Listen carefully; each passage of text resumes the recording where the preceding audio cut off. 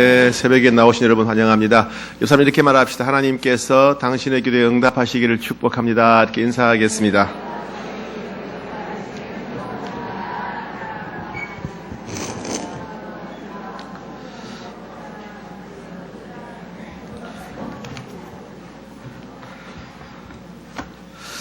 네, 여러분 특세하시느라고 고생이죠. 이 추운 날씨. 오늘 좀 추웠죠. 어제 오늘 굉장히 추운데 추운 날씨에 이렇게 나오는 이런 열심, 이런 열망을 하나님께서 기쁘게 받으시고 특별한 은혜를 베풀어 주시리라 믿습니다. 혹시 이미 은혜를 받으신 분이 있다면, 또 은혜에 대한 확신 있는 분이 계시다면 특별 헌금을 좀 하셨으면 좋겠어요.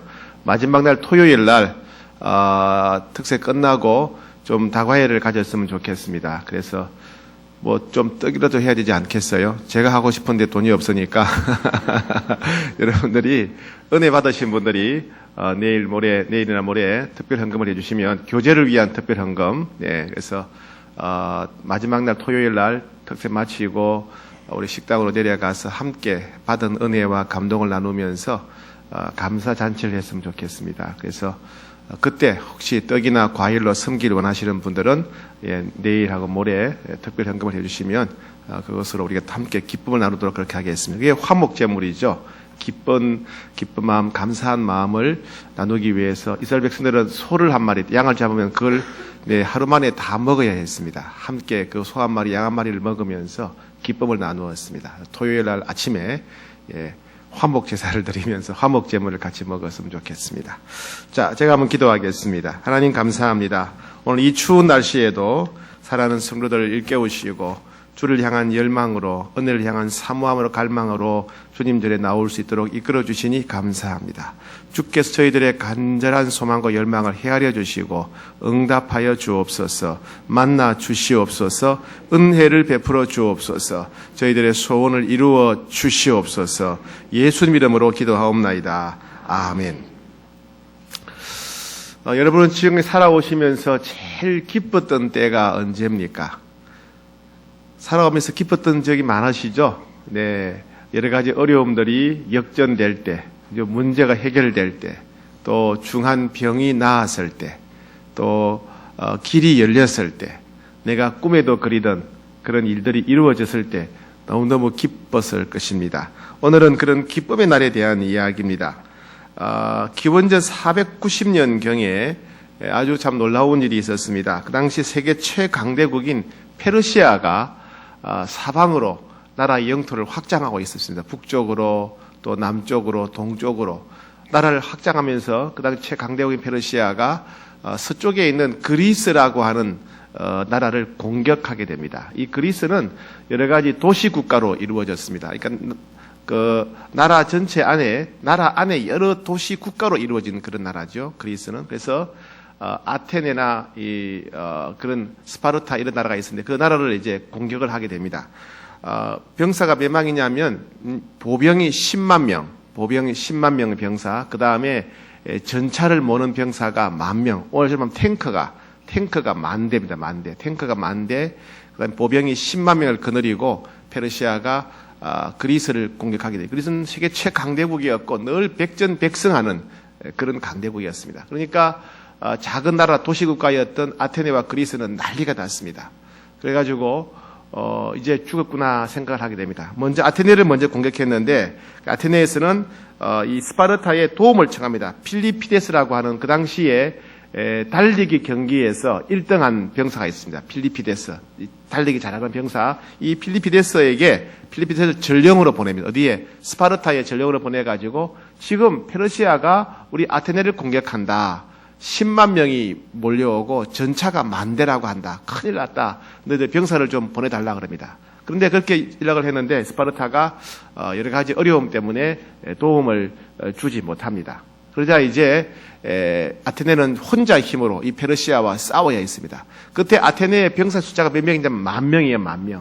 그러니까 대략 11만 명 대 10,000명입니다. 11대 1로 싸우는 겁니다. 그럼 싸우는데 11명과 싸울 수 있겠습니까? 11대 1로 싸워야 될 그런 끔찍한 상황입니다. 나라가 난리가 나서 이제 우리는 죽었다. 다 죽었다. 이제 칼에 맞아 죽거나 이제 몽둥이 맞아 죽거나 아니면 다 이제 페르시아의 노예로 끌려가게 되었다. 우리는 끝장났다. 나라가 난리가 났습니다. 그런데 놀라운 일이 일어나게 됩니다. 이 밀티아데스라고 하는 장군이 있었는데 이 아테네에 10,000명의 병사를 가지고 11만 명의 페르시아 군대를 물리치게 됩니다. 아주 뛰어난, 우리나라 이순신 비슷한, 그런 아주 굉장히 뛰어난 장군이 교묘한 전략을 펴서 10,000명으로 11만 명을 물리치게 됩니다. 기적이죠, 기적이죠. 11대 1을 역전시킨 겁니다. 그래서 이 성전보를 전하기 위해서 아까 그 병사를 페이디피데스라고 하는 달리기 잘하는 그 전령을 이제 아테네 시민들에게 알리러 보냅니다. 그 싸웠던 장소가 마라톤이라고 하는 들판이었어요. 이 마라톤이라고 하는 전쟁터 들판에서 한 40km 떨어진 아테네까지 이제 이 사람이 달려가서 소식을 알리는 겁니다. 막 달려가는 거예요. 달려가는데 아테네 시민들은 어떻게 될까 늘 궁금해하며 기다렸어요. 이제 끝났는지 죽었다. 우리 다 죽었다. 우리 하고 있는데 이제 그 성 위에 있는 보초가 보죠. 야, 여러분 저기 누가 달려오고 있습니다. 시민들에게 알립니다.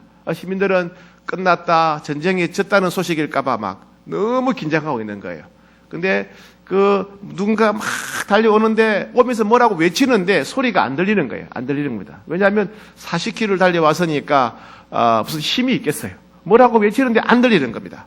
근데 가까이 와가지고 가까이 이제 성 가까이에 왔습니다. 사람들이 막 둘러싸가지고 막 어떻게 되는지 궁금해하니까 하는 얘기가 우리가 이겼습니다. 아테네가 이겼습니다. 그리고 너무 지쳐서 죽어버렸어요. 그러니까 아테네 시민들은 난리가 났겠죠. 이야, 우리가 살았다. 우리가 이겼다. 살았다. 그러고 막 소리를 지르고 막 떼굴떼굴 뒹굴고 노래를 부르고 난리가 났지 않겠어. 큰 잔치가 벌어졌겠죠. 전쟁이 질 줄 알았는데 페르시아의 공격으로 11대 1의 싸움에서 질 줄 알았는데 당연히 지는 건데 그 싸움에 승리했으니까 얼마나 기뻤겠습니까?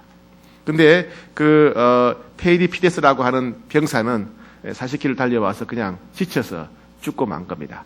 그래서 그 병사의 그 전령이었던 병사를 기리는 뜻에서 달리기 경주가 시작되었어요. 그 마라톤 들판에서 아테네까지 한 40km 되는데 그 40km를 달리는 경주가 이제 시작됩니다. 그게 바로 마라톤 경기입니다. 마라톤 경기. 그래서 올림픽 할 때 보면 이 올림픽의 꽃이라 그러죠. 그죠? 육상의 꽃이 제일 마지막 경기가 마라톤 선수가 이제 경장에 들어오면서부터 폐막식이 되지 않습니까?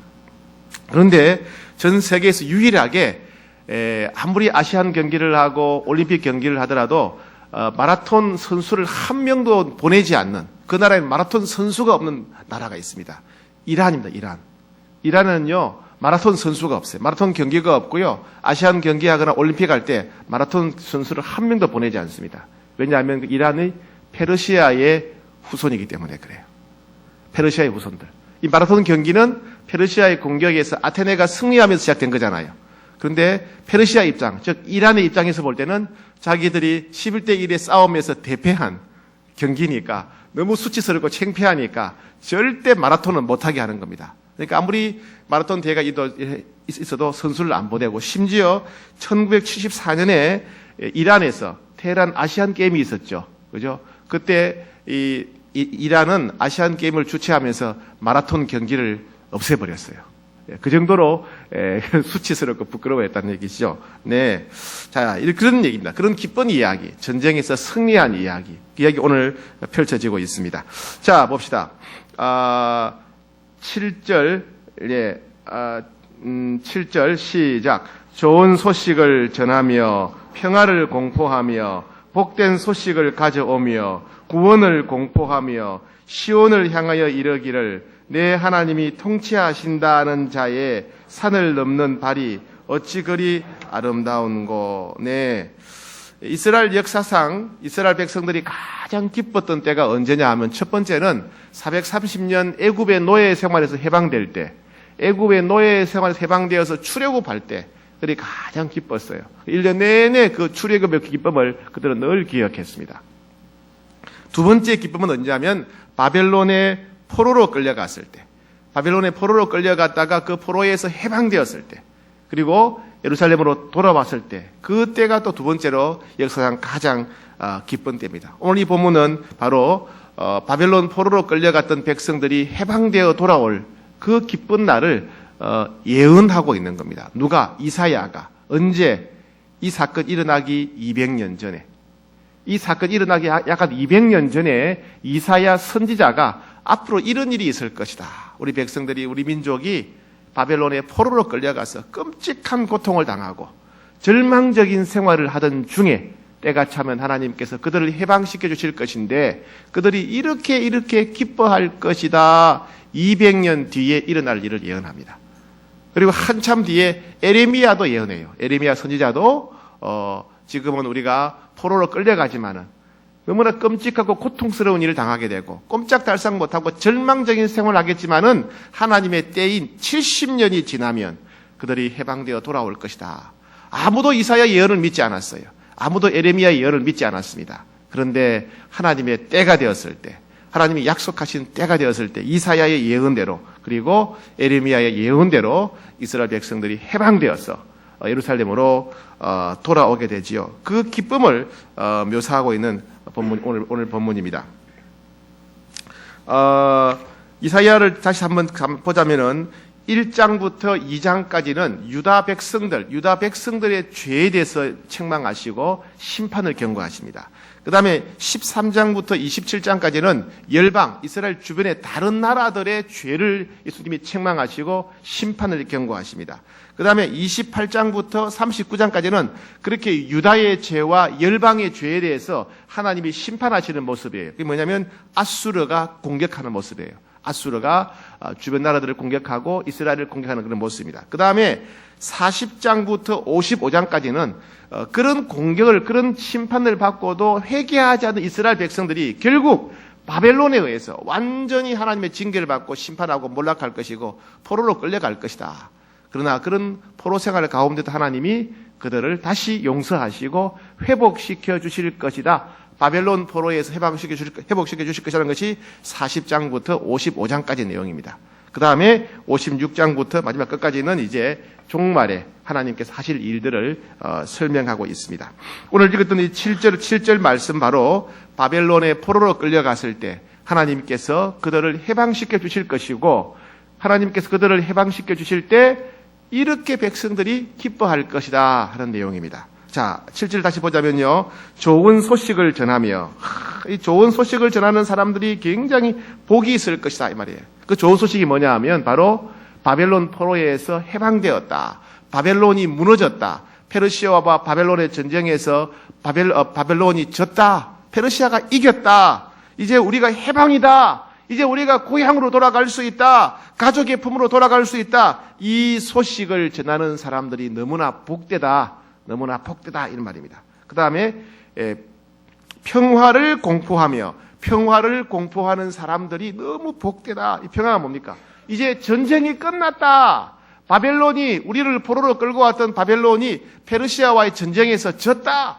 바벨론이 완전히 무너졌다. 우리 식으로 말하면 일본이 졌다. 그죠? 일본이 연합군에서 졌단다. 일본 천황이 항복 선언했단다. 이 평화를 공포하는 사람들, 그 말을 전하는 사람들이 너무 복되다는 거예요. 복되다. 예.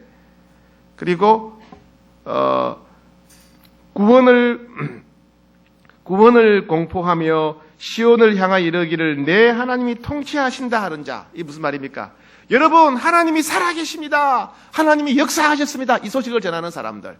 왜? 그들은 바벨론에 70년 동안 포로 생활하면서 하나님이 자기를 버렸다고 생각했어요.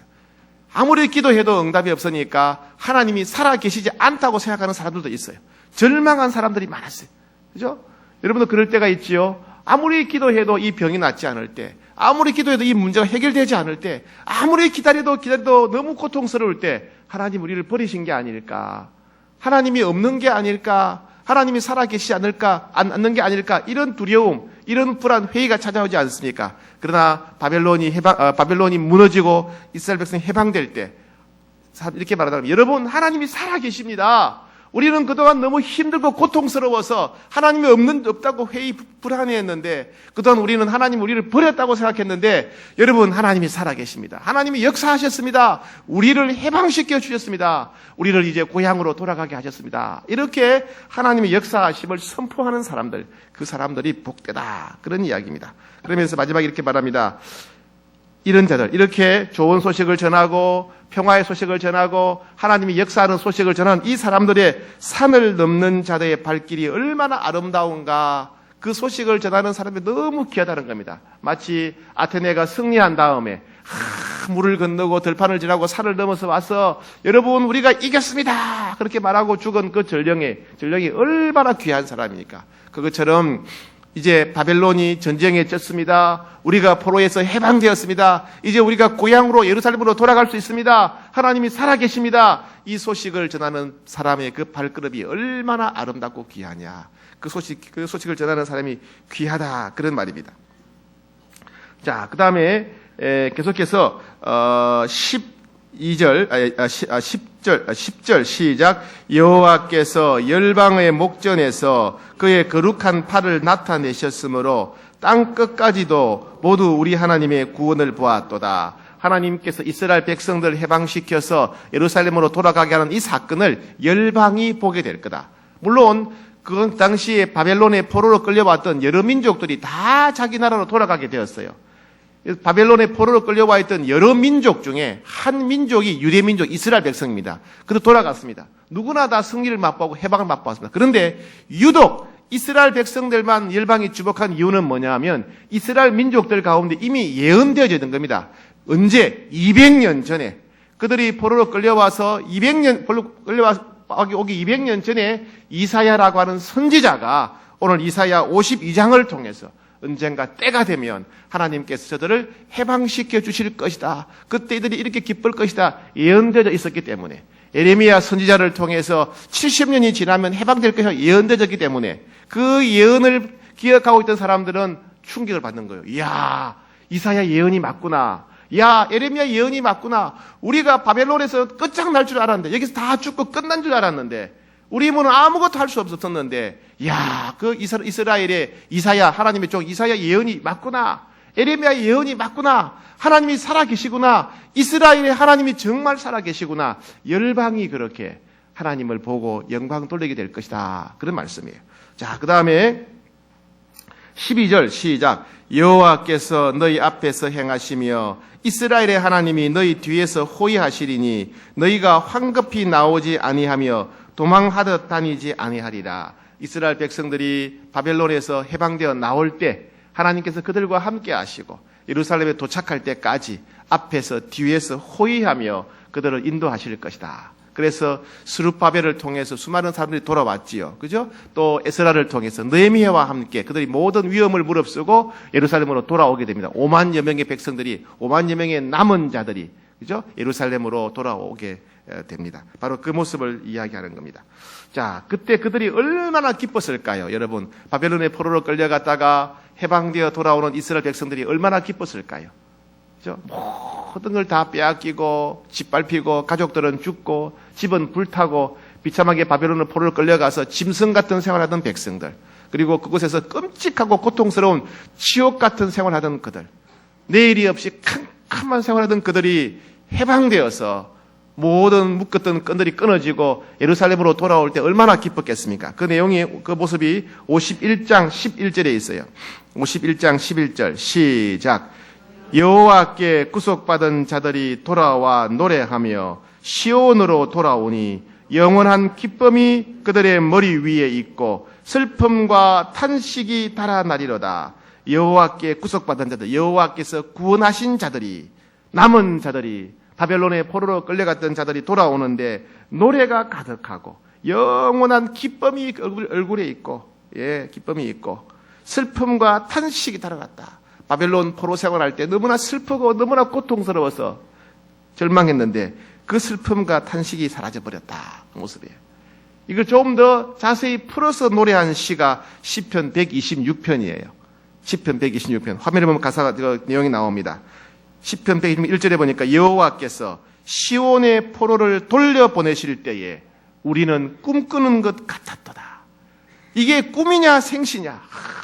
포로에서 해방되어 돌아오는데 이게 꿈인지 생시인지 몰랐다는 겁니다. 얼마나 기쁜지. 너무 기쁠 때 이게 꿈이냐 생시냐 하고 꼬집어 보죠. 그죠? 이 꿈인가 싶었어요. 예. 언제 이 신봉사가 심청이를 만났을 때 너무 충격을 받아가지고, 그죠? 이게 웬일이냐? 너무 놀라가지고 막 하다가 어떻게 됐어요? 눈이 떠버렸어요. 그죠? 얼마나 놀랍게 눈이 떠버렸어요. 예, 그것처럼 이게 꿈이냐 생시냐? 여호와께서 시온의 포로를 돌려보내실 때 우리가 꿈꾸는 것 같았다. 그 끔찍하고 고통스러운 지옥 같은 바벨론 포로에서 우리를 해방시켜서 예루살렘으로 돌아오게 하실 때에 우리는 꿈이냐 생시냐 꿈꾸는 것 같았다.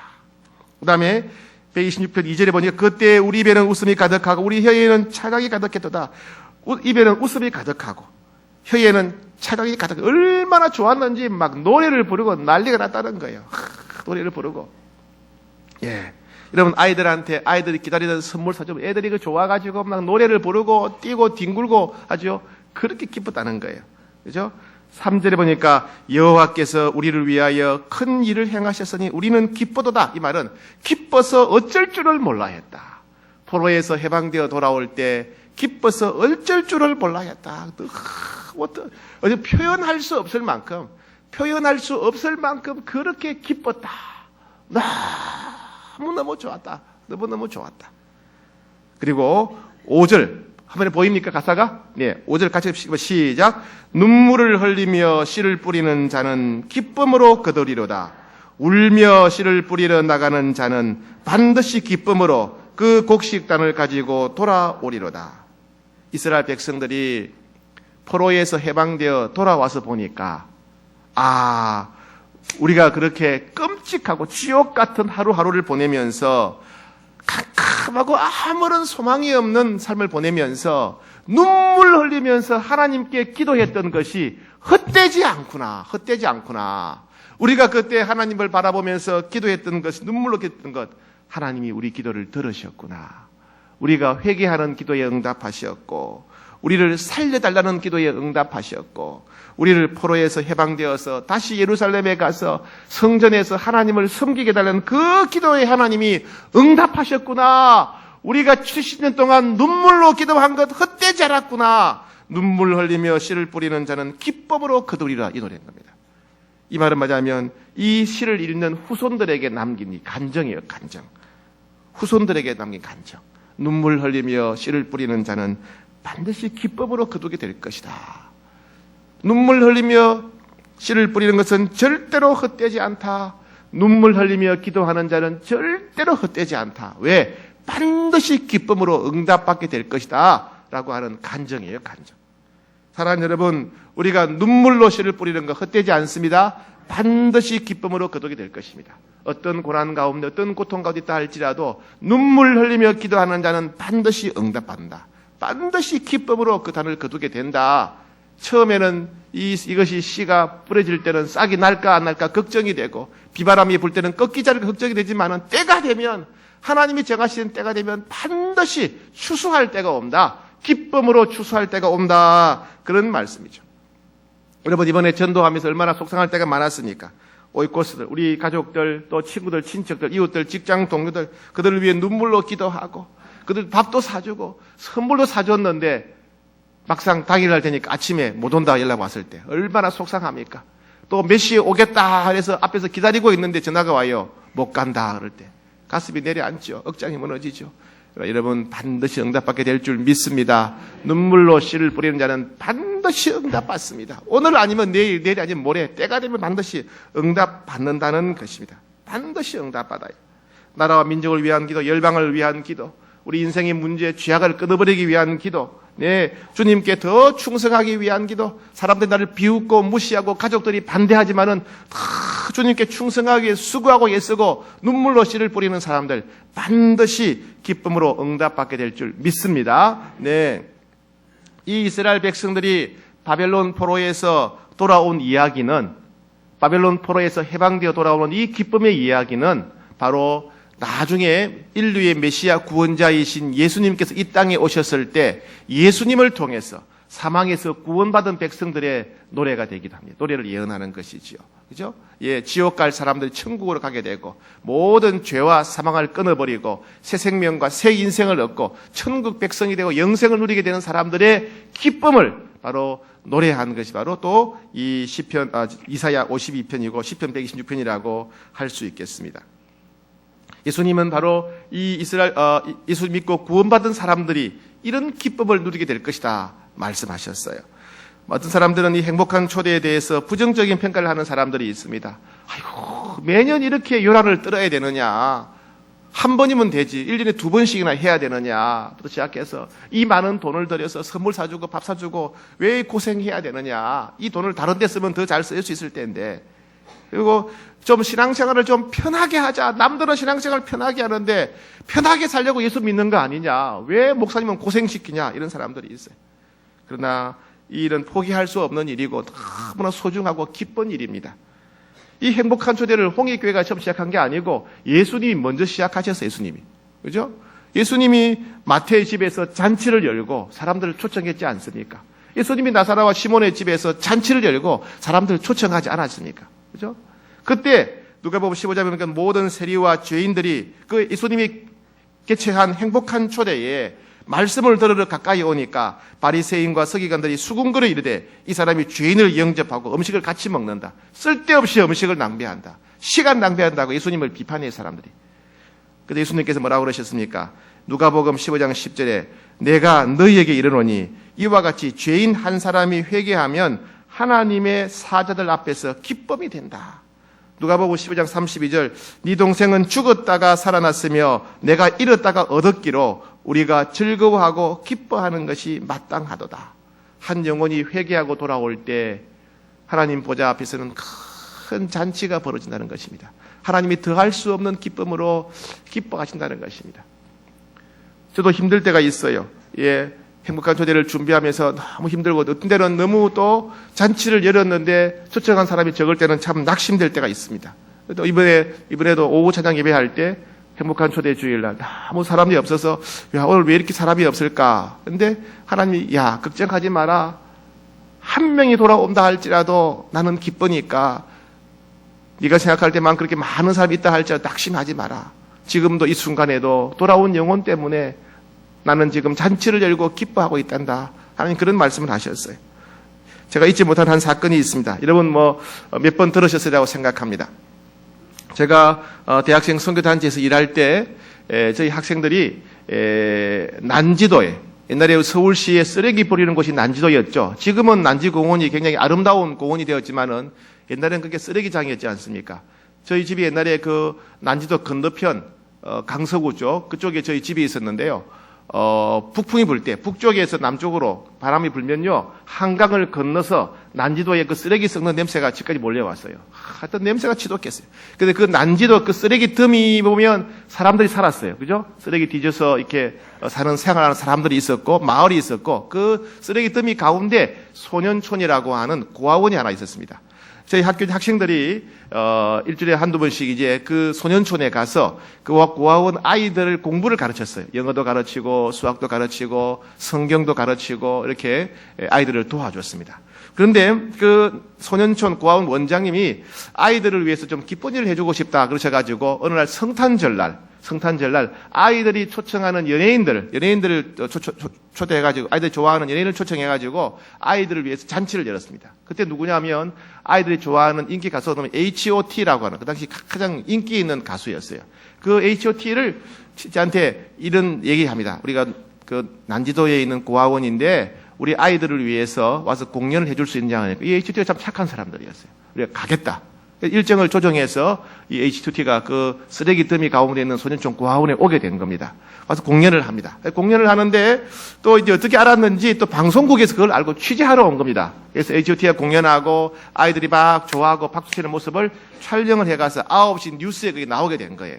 그런데 어느 지방에서 그 뉴스를 보고 있던 한 집사님이 그걸 보고 있다가 쟤 우리 목사님 아들인데 이렇게 된 거예요. 목사님 아들인데. 그 교회 목사님이 몇 년 전에 서울에 여행을 왔다가 그 아이를 잃어버린 겁니다. 애가 지능이 조금 떨어지는 아이였던 모양이에요. 그러니까 아이를 잃어버려 놓으니까 그 아이를 찾아서 전국을 헤맸답니다. 전국을 뒤지고 연락하고 광고를 붙이고 했는데 못 찾았어요. 못 찾았어요. 다른 자녀들도 있지만은 잃어버린 그 자녀 때문에 잠을 못 잤다는 겁니다. 잠을. 그때부터 항상 365일 대문을 열어놓고요. 추운 날에도 창문을 열어놓고 잤답니다. 얘가 왔다가 우리가 대답하지 못해서 문 열어주지 못하면 돌아갈까봐. 대문을 열어놓고 추운 게도 창문을 열어놓고 잤다는 거예요. 근데 그 전화를 받은 겁니다. 목사님 아들 누구누구 TV에 나왔어요. 그래가지고 방송국 연락해서 수소문해서 그 아이를 찾게 된 겁니다. 얼마나 기뻤을까요? 얘야, 막 끌어안고 울고 난리가 났겠죠? 우리가 너를 얼마나 찾았는지 아느냐? 너 이름을 우리가 잠을 못 잤는데. 이러면서 막 끌어안고 기뻐했던. 한 사람이 돌아올 때 하나님이 얼마나 그렇게 기뻐하시겠습니까? 한 사람의 인생에 있어서 가장 급하고 중요한 일은 예수님을 믿고 죄 용서받는 일입니다. 그죠? 예수 믿고 죄와 사망의 권세를 끊어버리고 새 생명과 새 인생을 얻는 일이에요. 지옥 갈 사람이 천국 가는 일이 제일 급하고 중요한 일이죠. 한 사람의 일생에 있어서 제일 기쁜 일이 뭡니까? 어떤 것보다 가장 기쁜 일은 예수 믿고 죄를 용서받고 하나님의 자녀가 되고 죄와 사망을 끊어버리고 지옥 갈 사람이 천국 가고 새 생명을 얻고 새 인생을 사는 것, 이것이 우리 인생에서 가장 기쁘고 복된 일입니다. 우리가 태어난 날 생일보다도 더 기뻐하고 잔치해야 될 일은 언제입니까? 예수 믿고 구원받은 날. 우리는 더 큰 잔치를 열어야 되고 더 기뻐해야 될 날입니다. 주님은 한 사람의 영혼이 천하보다 귀하다 그랬어요. 한 사람이 얼마나 귀한지, 그 부모에게는 잃어버린 아들이 얼마나 귀했겠어요. 한 사람의 영혼이 얼마나 귀하냐 하면 천하보다 귀하다. 서울시의 모든 돈을 다 합쳐놓은 것보다, 대한민국이 아니라 전 세계의 모든 금은 보석 돈을 다 합쳐놓은 것보다 한 사람의 생명이 주님이 더 귀하다 그러셨어요. 천하보다 귀하다.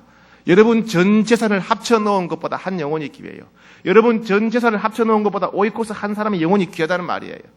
전 세계의 돈을 다 합쳐놓은 것보다 오이코스 한 사람의 영혼이 생명이 더 귀하다는 겁니다. 그렇다면 우리 남은 생애에 우리가 힘써야 될 기쁜 일이 무엇입니까? 힘써야 될 일이 무엇이겠습니까? 이 구원의 소식을 전하는 것. 예수 믿으면 죄사함 받습니다. 예수님이 우리 대신 죽으셨습니다. 예수 믿으면 성령 받고 새 생명 얻습니다. 예수 믿으면 성령 받고 새 인생을 살게 되고 지옥 가지 않고 천국 갈 수 있습니다. 이 소식을 전하는 것. 이것이 우리 생애에 가장 급하고 중요한 일이고 또 가장 아름다운 일이다 하는 것입니다. 여러분, 우리가 지금 행복한 초대를 하고 있습니다. 하고 있고 또 앞으로 계속 해야 될 것입니다. 우리가 남은 생애에 우리가 힘써야 될 가장 중요한 일은 바로 생명을 구원하는 일입니다. 아테네가 전쟁에서 승리했을 때 우리가 이겼습니다. 그 소식을 전한 그 전령이 얼마나 귀합니까? 그것이 얼마나 귀하기에 지금까지 마라톤 경기를 통해서 전 세계가 그를 기념하고 있지 않습니까? 그것보다 더 귀한 일이 뭡니까? 전쟁에서 승리했다는 소식보다 귀한 게 뭡니까? 예수님이 우리를 위해 죽으셨습니다. 예수 믿으면 죄사함 받고 새 생명 얻고 새 인생 살게 됩니다. 이 소식이 더 귀하고 값지지 않습니까? 여러분, 주님께서는 이런 복음을 전하고 생명을 구원하는 자에게 상급을 주시겠다 약속하셨어요. 사도 바울은요, 자기를 자랑하는 사람이 아니었습니다. 그죠? 자기를 자랑하지 않아요. 그런데 사도 바울이 유일하게 자기를 자랑한 게 있어요. 그게 뭐냐면요, 바울을 통해서 복음을 듣고 구원받은 사람들, 그들은 내 자랑의 면류관이다. 나를 통해서 복음을 듣고 구원받은 사람들, 그들은 내 면류관이다. 너희는 내 자랑이다. 자랑이라고 자랑했어요. 왜요? 하나님 앞에 가면 그 구원받은 영혼 때문에 바울이 엄청난 상급, 면류관을 받게 될 것이기 때문에, 영원히 썩지 않는 면류관을 받게 될 것이기 때문에 그것을 자랑했어요. 우리도 그런 자랑하는 삶을 살아야 되지 않겠습니까? 우리도 그 면류관 받아야 되지 않겠습니까? 여러분, 계속해서 우리는 오이콧을 위해서 기도하셔야 됩니다. 믿지 않는 가족들, 형제들, 친척들, 직장 동료, 이웃들, 그리고 아직도 복음을 듣지 못하고 있는 열방들, 열방을 우리 기도해야 돼요. 기도하고 우리의 남은 생에 생명을 구원하기 위해서 최선을 달려가야 됩니다. 그들에게 이 영생의 소식, 이 복음을 전해주는 일에 힘써야 됩니다. 행복한 초대를 통해서 계속해서 오이코스에 돌아오고 또 그들이 믿음을 갖고 또 하나님 사랑 가운데 뿌리를 내리고 잘 자라도록 우리가 힘써 도와드려야 되겠습니다. 남은 생에 이 보람된 일, 이 값진 일, 이 영광스러운 일에 힘쓰는 여러분 되기를 축복합니다. 우리 한번 찬양하고 기도하기